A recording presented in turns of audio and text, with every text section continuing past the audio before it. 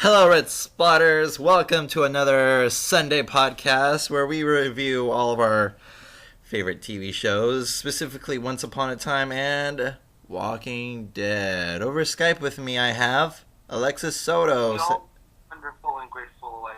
Oh, you're going to introduce me? I'm, I'm sorry. It's because you usually hand it over to me. I'm so sorry for cutting you off. But You yeah, did. I am Alexis Soto. I don't think they were expecting anybody else. No. I mean, at this point. Hi, Really? Empty Air. How are you? Nice to have you on the show. Yeah, I kind of. Hey, I thought we got canceled because we didn't have a show last week. Yeah, okay. That was a hiccup on my part, okay, because my computer decided to update in the middle of processing the last week's podcast. But then, lo and behold, when it did that update, it deleted the last week's podcast as well. So we're gonna have a quick recap. Why our recording didn't get uploaded? What? So that's why we didn't get uploaded online. No. So we're making it up to you guys, and we're gonna do a quick recap of what happened last week, and then we're gonna get into our regular programming. There was. So we're still in the air. Yeah. Great. All right. So first off, let's talk about last week's Once Upon a Time. It was in my opinion, it was a lackluster episode, but it definitely needed to be told for the plot of the Snow Queen to develop. It was really an Emma-centered episode, especially with her past, and that's basically. Oh, and then the little Will Scarlet kind of hunt. So between Charming and Snow. So. Let's get to it. Once Upon a Time last week. Let's talk about it. What do you think about the character development with Emma?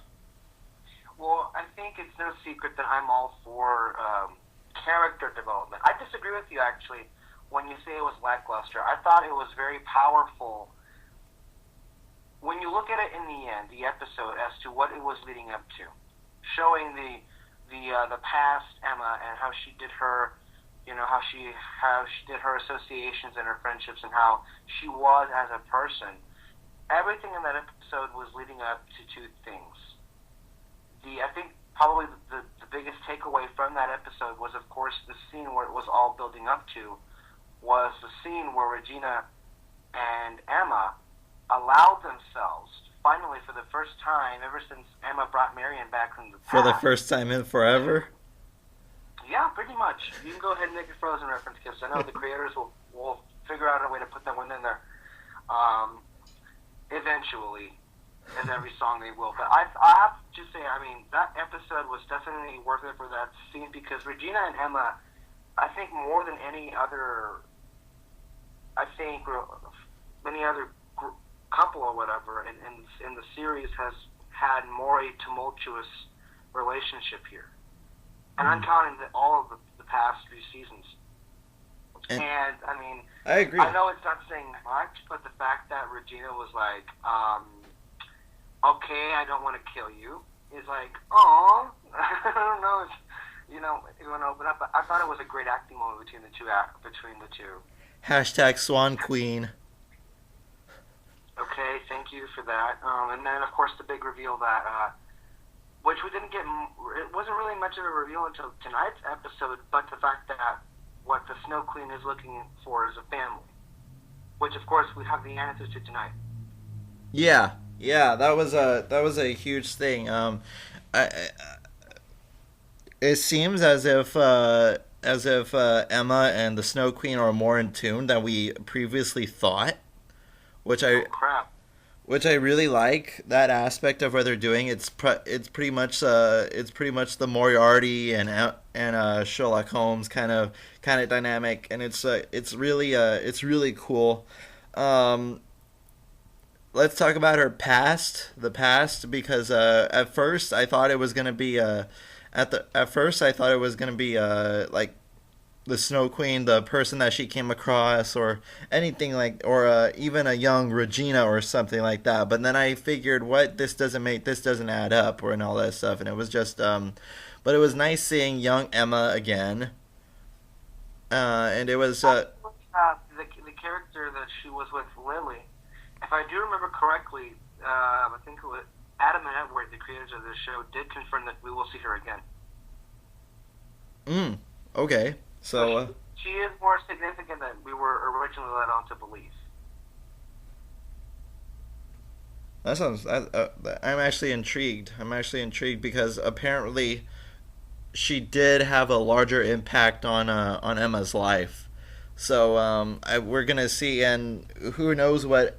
Maybe Lily is a character in herself. So I'm really looking forward to that. The whole Snow Queen, the whole Snow Charming Will Scarlet chase and all that stuff. What'd you think of that? Well, actually, I thought, I mean, it's classic Once Upon a Time to do this kind of stuff, but they always, for whatever reason, make it work. I literally could feel everyone's jaws drop to the floor when they saw the Snow Queen at one of the orphanariums there. And, I mean, if it wasn't a secret before, it definitely shows that, I mean, to put it lightly, this bitch has been after her for a long time. Yeah. And that's putting it mildly. It was, without getting too much into detail about this episode, it was just an all around okay episode, in my opinion. You thought it was great. I thought it was okay. I thought that Well, that's clear though. I thought what they were trying to do here, for what this episode and for what it is, I thought that it was everything it needed to be. I just think that maybe the timing of it wasn't so appreciated because we're getting to the point where we want answers. And in all due fairness, they gave us answers tonight. That is true. That is true. But I don't know. When everything came together, I just thought that it was a character development episode, not a lot of once upon a time kind of action going on. So, except for the part where Elsa built the snow bridge from the Academy Award winning song "Let It Go," which was not sung by Adele Dazeem, by the way. So I think that's it for Once Upon a Time. Next up, we're gonna talk about last week's episode of Walking Dead. The four walls and one roof, and man, it was a lot bigger than just four walls and one roof. Wouldn't you say? Yeah, I think that was an extraordinarily powerful episode. If we're going to compare which one was better, I mean, Walking Dead, I think, really has been the best series that's airing on fall right now in terms of quality and pacing and everything. Really, I don't think any other show is really anywhere close to what Walking Dead is doing on television right now. 3 episodes in, and I just have to say what a masterful job they're doing. They've really reached the pinnacle here with season 5, where they more than already know their audience.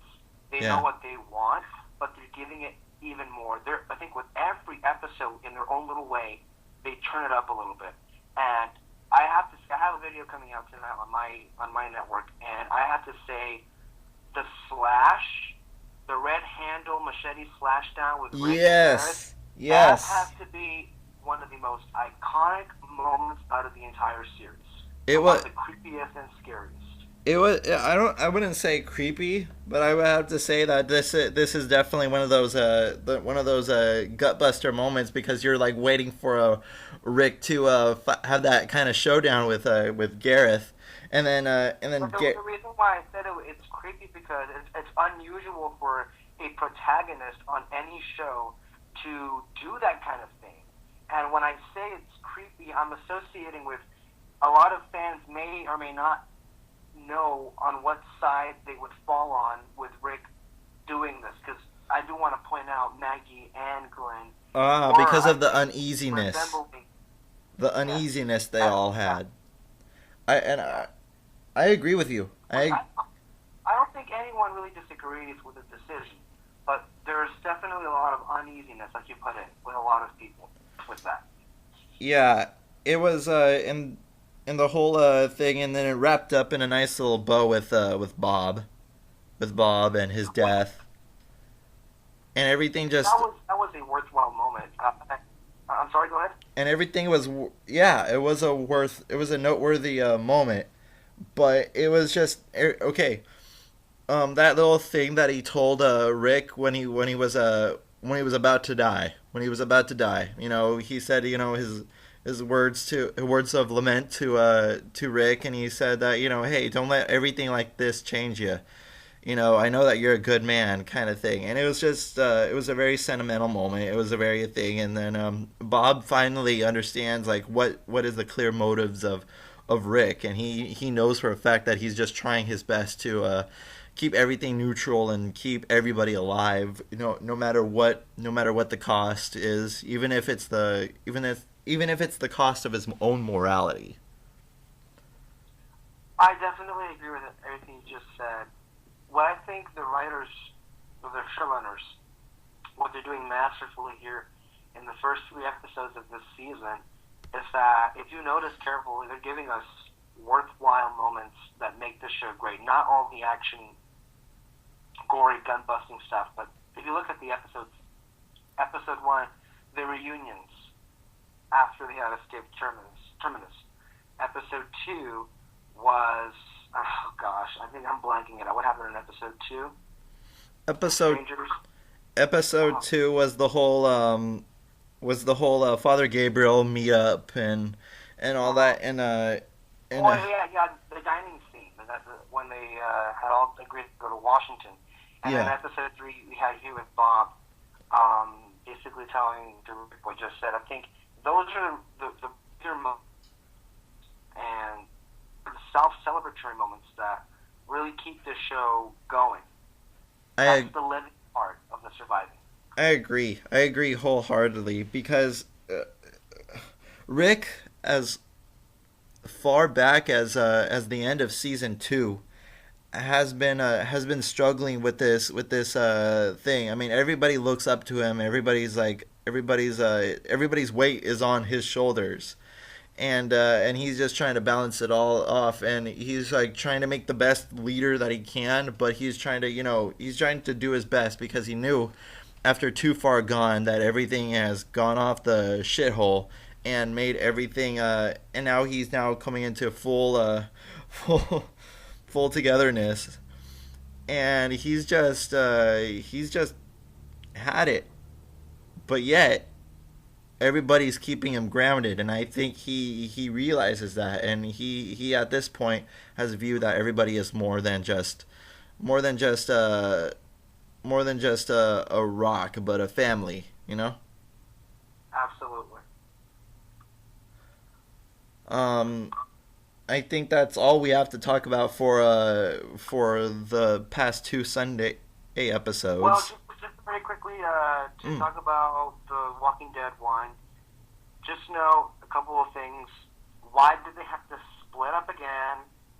And I know that frustrated me. I was like, okay, everybody, now that you're together, stay together. You know, Rick and you know Daryl Rick and everybody else is gonna eventually go with you guys to Washington D.C. So why not just stick around for just a little while until Daryl and I'm assuming Carol um, well, come back. So and we'll get to that later. We'll get to that later. But so that was this wraps up last Sunday's episode. Sorry for the accidental delete, guys. But you know, as a Forrest Gump will say, shit happens. You know, so that's it. Now it's time for Once Upon a Time from this Sunday on November 2nd, 2014. Great to date that. let's get on to the nitty-gritty of it. You came to find out my secrets. Next Sunday, a truth will be revealed. This isn't from our world. Turning sister against sister. What is it, Anna? What did you find? Husband against wife. I trusted you. And lead to the unthinkable.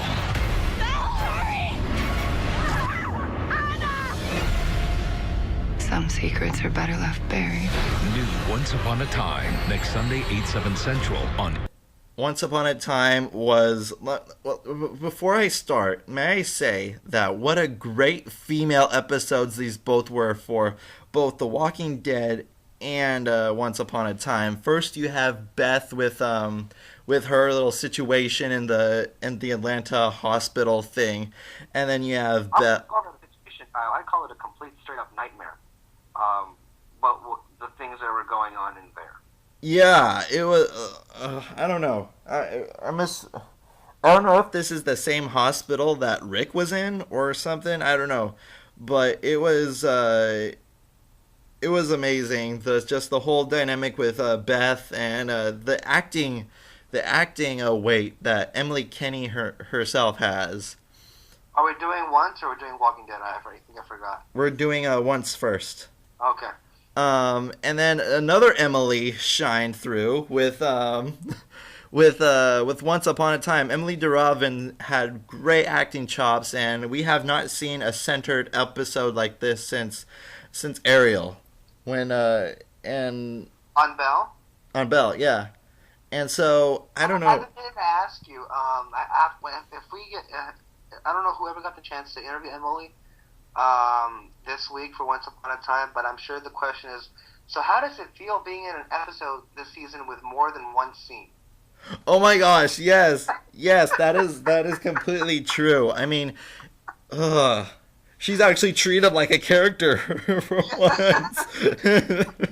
It's sad, not enough, She was on there, like... Yeah, they're Adam and Eddie are like this. Okay, Emily, you're just gonna be on set for like a second, and then you could go home. We have frozen stuff to to do. Thinking about those kitties, But anyway, let's start off with this episode. It was, I think, a great Belle episode, and now we know that it was actually not her father's idea to bring on Rumpelstiltskin back in Skin Deep, but it was her idea in the first place. So technically, she hooked herself up with Rumple, and I really love that. I guess the case you can make for Anna, because Anna was the one that told Belle about Rumple. You know what? Anna is the ultimate wingman. I'm just saying that. Hashtag Anna the wingman. And then Anna would never have known about Rumple if she hadn't come across Ruth, David's mother. So maybe it was Ruth. But then again, if Anna did not train David to gain control of Bo Peep, then that information never would have been swapped. So maybe it was Anna again. But then if... Oh, we could go on forever. We could go on forever. Go all the way back in time, just watch. In the time of the Stone Age. But it was really nice to see the evolution of that, and finally we know what ogres look like in this universe. What do you mean what they look like? We saw them before. Yeah, but not in their full blown glory like that. I mean, they look fantastic in this. For television, budget, this was they looked really cool and intimidating, and I would love to see them in like the series finale or something like that. But anyway, I digress. That was complete irrelevant, but nevertheless. Belle's mom, which I have to say has had more screen time than Belle herself throughout this whole.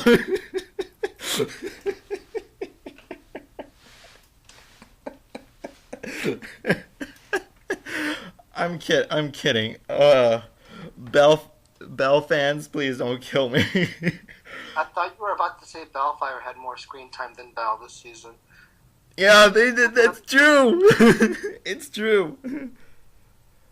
Um, yeah, it's just it was just all around. I loved the thing, and I don't know if it's just me, but did the mom look younger than I don't know about the mom specifically, but I will have to say, in terms of what happened in this episode, from the opening scene in Storybrooke, anyway, it was nice seeing the main cast in one room again. yeah, it's like a one happy family reunion, which Until it wasn't. you never know. I mean, it's strange how and Hook pointed it out. Hook pointed it out. You'll be surprised of how many people in this town are actually related. I I'm like this. Wait, no, he's the grandfather of him, but then he did. I don't know. It's like one boy. They'll have one hell of an episode on Springer. Don't even go there. Don't even go there. But yeah, I mean, what ended up happening is Belle, the entire time, I'm actually pretty impressed how deceptive Belle was. It's like, aw, not a girl. For lying. She knew Anna the Yeah. entire time. But And it turns out that she kind of sort of maybe is the reason why she's lost in the first place. she's becoming Rumple. Well, I So- mean, she took charge in this episode like she hasn't done in a long time. I mean, she actually went so far as to get the fake dagger and attempt to control Rumple, and then she was manipulated by this twisted mirror, which whoever Yeah. acted that great. I was like, no, no, and then I thought everything was gonna get revealed at that moment. Yes. And speaking of reveal, when she said, "I know that I you would trust never you," keep a secret from me. yeah, and then you see and this is why Robert Carlyle should earn a Best Supporting Actor in a TV drama, because of that weight. You literally feel the weight of Rumple right there and right then and there, and he was just he was completely perplexed and completely overrun with emotion because he knows of this burden that he is keeping all this from Belle, and it is Okay, here's one of the big questions here. Rumple and the Snow Queen know of each other's existence. They seemingly already know of each other and what they're capable of. They are seemingly aware of their plans, kind of, sort of. Rumple at the end kind of one-ups Snow Queen. with the hat. If you go calm Hello. down, I'll cut you. I mean, that's pretty much. So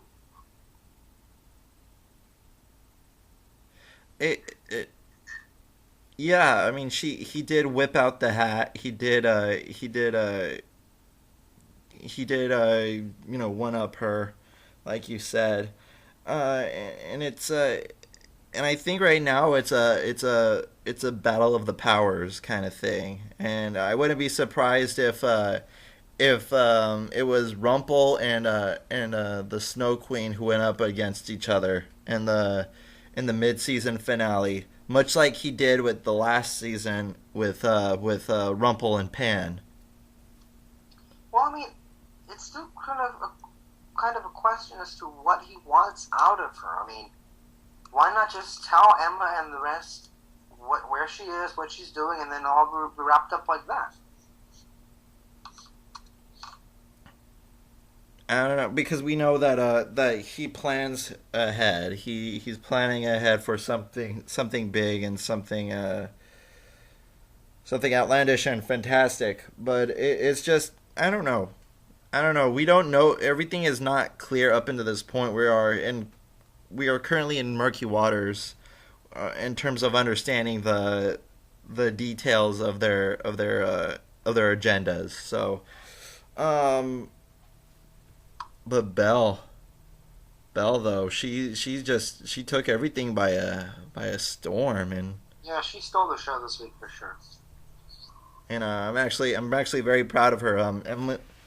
Emily DeRavin definitely has acting chops, and I just give give it all to her because of that. I'm actually very intrigued, and just to let the audience know as to what actually happened here. So we are led to believe that the Snow Queen's plan is to amplify the powers of that mirror to turn everyone against each other so they can kill each other. That way she can have Emma and Elsa as kind of blood sisters kind of thing, because it is inferred that she was iced out, punny, I know, by her two sisters, Ingrid. No, she's Ingrid, but I don't know who the other two were. Helga and somebody, and Anna and Elsa's mom. So Yeah.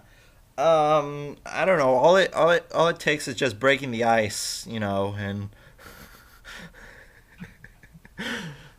oh, come on, don't look at me like that. Chill out, man. and I love how we got to the point where We're making all these puns. I love how we got to the point where Adam and Edward opened the title card with an ice cream truck. Hey, if they don't have those Ninja Turtle bars, I'm not. I'm totally against them. But it was I don't know. I thought that this was way better than last week's episode. Oh, yeah, there is no question. I think because noteworthy Emily DeRobin episode, noteworthy Belle episode, overdue Belle episode, overdue scenes with Belle, period, and with Rumple, and the reveals of the Snow Queen's intentions, Rumple's back and forth with the Snow Queen, and I told you last week, even though nobody else heard it because it ended up being thrown out the window. Sorry about that, mate. But this was the week. This was supposed to be the week when they were going to start giving us answers, and by God, they did. They did. They very much did. I don't know. This was a pretty cool episode. Oh, come on. Okay, we're done. We're done with this. Last week was a little flaky, but this week it definitely built up in terms of being a overall great episode. I'm glad what they did, because after, in my opinion, a lackluster episode, I needed that kind of boost with Once Upon a Time, and boy, they delivered. So, next up, we are traveling to the zombie apocalypse, The Walking Dead. How's it bad? I was with her for a while. She dead? She's just gone. But she's alive. Black car with a white cross painted on it. I tried to follow it. She's alive. For more video, go to AMC.com.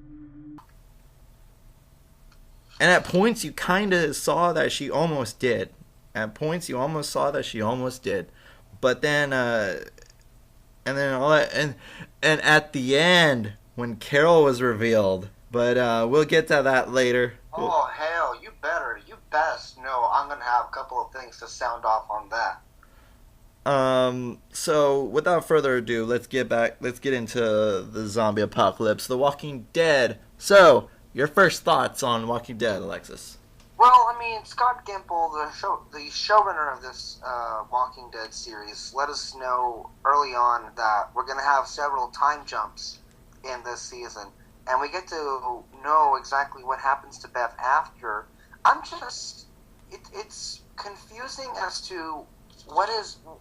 In the beginning, I had questions that weren't really answered, because we know that Beth was with Daryl in that house. Yeah. Where I'm still waiting to see whoever was in there was somehow related with whatever he's doing. Hopefully we'll get some answers on that. But we last saw her with them, and it appeared, I don't know their names, but the people that were there at the hospital, they said that they found her on her own, fighting a walker, and I don't know if they were telling the truth or not. In the end, it was revealed that they were in possession of those cross cars, which actually, looking back on it, wasn't the religious cross, but the first aid kind of cross now. Like how they did the kind of like twist and turn with it. Yeah. But I don't understand. They must have seen Daryl in the freaking in the rear view mirror or something. They couldn't have asked her, hey, is this person with you? It just seems very suspicious, you know? It seems more than... Cough, cough, Negan. Cough, cough, Negan. I'm just saying. It's just it looks too fishy. She looks scared. The I don't know what the name of the girl that they were that police officer chick who had a stake so far up her, but that never mind that. I don't know. They look all scared. They all look scared for about someone. They're scared about someone, and I'm wondering if that's going to lead into Negan later on into the show. But I actually hope not, because at this point we have two crucial characters at this point in that hospital with Beth and now Carol. But the thing is, like, I want to find out what I want to know what Daryl pulled. You know, what character he took out when he said, "All right, time to come out," or something like that. I think right now it's obvious it's going to be what was that character that that Beth was escaping with? Remember his name? Everybody Hates Chris? Yeah, pretty much. I'm just gonna call him Everybody Hates Chris. Yeah, I think that's gonna be him. It's looking like it's gonna be that guy. Because if it were Beth and Carol, I don't. Oh yeah, because he escaped. That you know what? He deserves Alexis deserves a Nobel Peace Prize for figuring out that one out, because that one right there is the most likely person to be pulled out of that kind of scenario. We're led to believe that this whatever is going on here, it's not just in a day. It probably maybe in a week or two, because if we're trying to figure out the timeline, we have to have enough room for Beth to get kidnapped, for Daryl to go with Joe and the Marauders, and then for Daryl to meet back up with Rick, then for them to be captured at Terminus, for Carol to go all Rambo and take them out, and then before Gareth and the Terminites do their final attack, with Carol and Daryl just splitting town, and then with Carol ending up at the very end, which we still have to see. I'm betting, because, and I think the rumors are true as to what's going on, is that next week we're going to have an obviously Abraham-based episode, and then the following week we'll have a probably Daryl and Carol episode. You see, they're messing with the timeline and see what's going on here. I saw that there's 3 more episodes left. Is there? Already? I saw that they said on the thing 3 episodes left, and I was like, oh. No, there should be 4 more. It should be 8 episodes per mid-season. I don't know. I saw on the little Hyundai. It said 3 episodes left till the finale. I don't know. I skipped that. All I saw was 3 days, 3 episodes left, and all that. But no, we got off tangent. Yeah. The whole escape thing was just not, honest to God, I have not felt that, intense watching something since Captain Phillips. Oh. And that's a high regard. I really like Captain Phillips. Yeah, that shot, that whole escape sequence was shot beautifully. It was directed extraordinarily. I mean, and it was edited just great. I think it all came together in that part. And I think it really showed that Beth is a lot more capable than most people give her credit for. Yeah, and the fact that she left that freaking pedophile of a police officer to the walkers was just great. Yeah, I clapped. I don't think not since Michonne, when she slit her sword through the governor, since I said, yeah, he deserves it. Yeah. He was just awful, and he was, I don't know, I just didn't like him from the moment I saw him. No. I think everyone wanted him gone. Yeah, and Beth made him gone, so I love that. And that lollipop thing, and it's just, it was a freaking sicko. I mean, Beth is really becoming really interesting here because she's not stupid. No. I'm not sure if anyone considered her, but she sees it for what it is. And up until when she saw what's your famous saying? It was flawless. Bullshit at its finest. Yeah. That place was, and she was gonna kill. I don't know what end game she had in mind up until she saw Carol. But when she saw Carol, I was like, when she saw Carol, she said, "Oh my God, I gotta spring her out," kind of thing. She's all, "How's my Daryl? Is he doing? Is he doing good?" I don't know. It was a.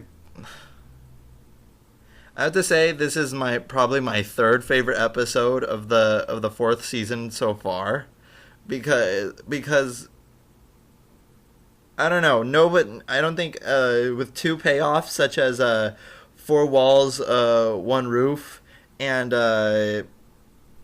what was it? No Sanctuary. I don't think that there has been any higher of a payoff than those two right there.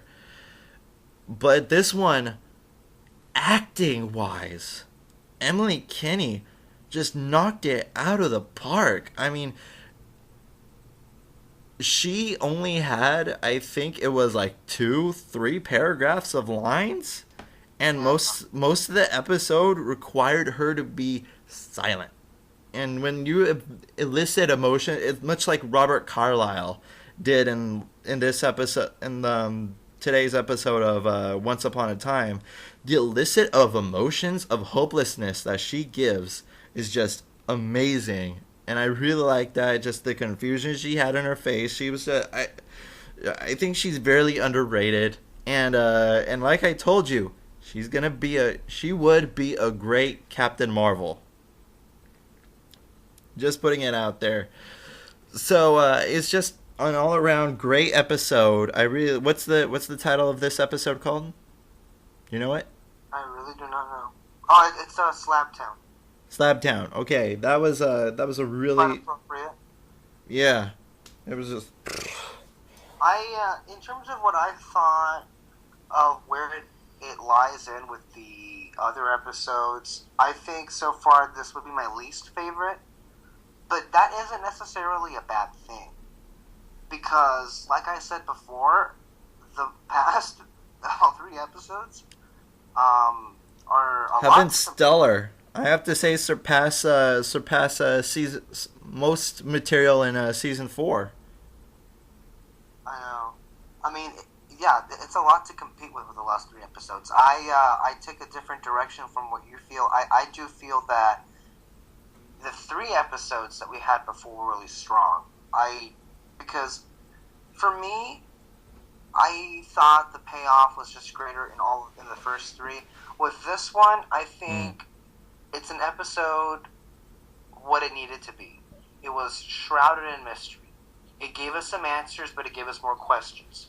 And at the end of the day, it gave us with a lot more stakes. Yeah. Hopefully they aren't tainted. We'll get it, but I think if you've been noticing a pattern here with the 5th season, is that they're really taking technical difficulties, ladies and gentlemen. But they're taking little bits and pieces from the seasons from the past. Because I guess you can qualify them as Type A episodes, where you have the main group together, and you have Type B episodes, which reflect more of the half season of the 4th season, which this one felt like one, But yeah, it was obviously with the material they had here was pretty stellar. I think what's most noteworthy, of course, was Emily Kinney. I think you're spot on with her expressions, her reactions, and her lines, I think she's definitely proving that Beth is a character to keep around. She is. She is no expendable whatsoever. So I really love her acting in this. And what of Carol though? What of everybody though? But I don't know. I'm really looking forward to next week's episodes of Once and Walking Dead. They both did serviceable jobs. They left us wanting so much more. Yeah, and that's key for a TV series or whatever, or even a movie. You know, you want more. Kind of. Grown-ups too. No, except for that. No. I'd rather watch Las Vegas 2. Blended 2, Jack and Jill 2. Blended 2. Airbender Part 2. Oh God, no. Okay, as long as M. Night Shyamalan is not involved, I'm perfectly okay with that. But any last thoughts, Alexis, before we close off this podcast? I think I said just about everything. It's just that if they kill off Carol, I will revolt. Me too, brother. Me too. Let's get our pitchforks and all that stuff, and let's go all Carol on on AMC Studio. Carol, we trust. And Carol, we trust. There you go. Hashtag and Carol, we trust. Let's hope that these hashtags trend. Hopefully. But anyway, let's keep you under the spotlight. I'm Kyle Lira. And I'm the always wonderful and grateful Alexis Soto. And thank you very much. Bye.